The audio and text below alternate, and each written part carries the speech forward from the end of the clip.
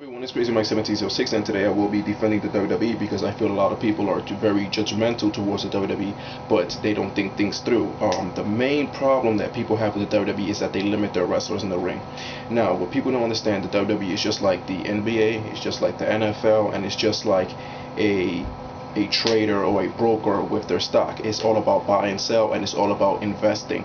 And basically, if they pay a wrestler $100,000, they expect to make more than $100,000 from this wrestler's merchandise sale, from how many people he can draw, and so on and so forth.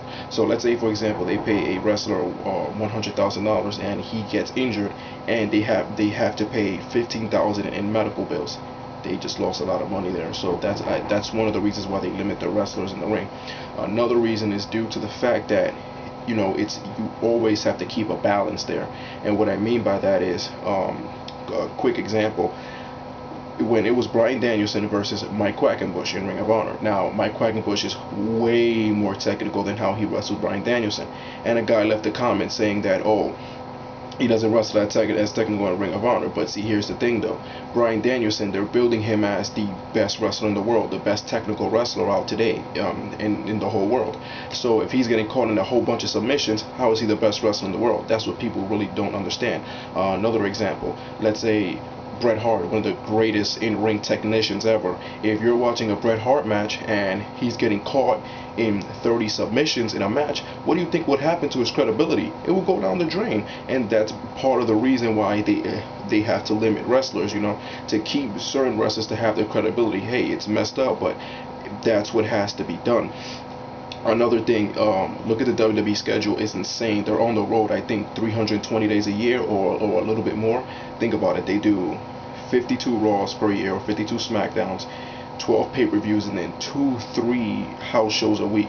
That is just a brutal schedule. The problem with the human body is, if you don't give it a break, the human body will take a break on its own. How? An injury, plain and simple. And so again, that's the main reason why they limit the wrestlers in the ring. Another real reason is because they want the wrestlers to get things down, like psychology, crowd control, storytelling. Even though some people would say storytelling goes under psychology, but in a way I don't know, I find it kind of different. But yeah, they just want the wrestlers to know the fundamentals. That's another reason why they want them to slow down and learn certain things, because they want their wrestlers to go out there, have a good match, but not having to kill themselves, so that way their career can last longer and they can keep making more money out of that wrestler. So again, that's how it works. This topic has been very controversial. Rob Van Dam, a lot of people have been saying, why hasn't this guy gotten the push that he deserves in his career? Even though he did get the title. But here's the problem. It was a confrontation between Mick Foley and Samoa Joe, and he didn't say it directly, but he implied why RVD didn't get his push. One of the reasons was that he kept injuring people. And I do remember in Survivor Series 2002, which I was live at that show, he injured Triple H. And we already know what Triple H is.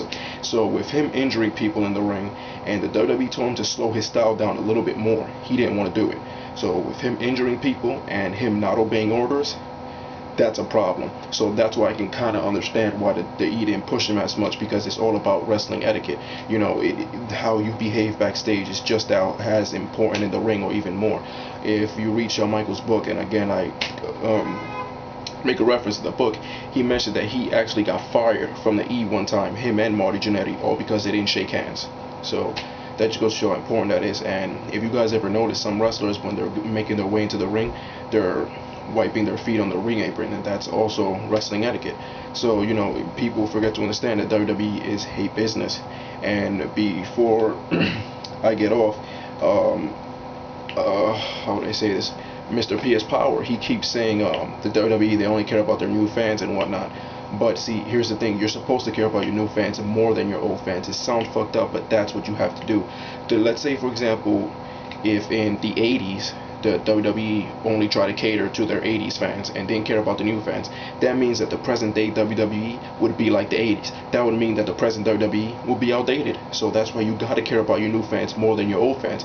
It's sad, but it's true.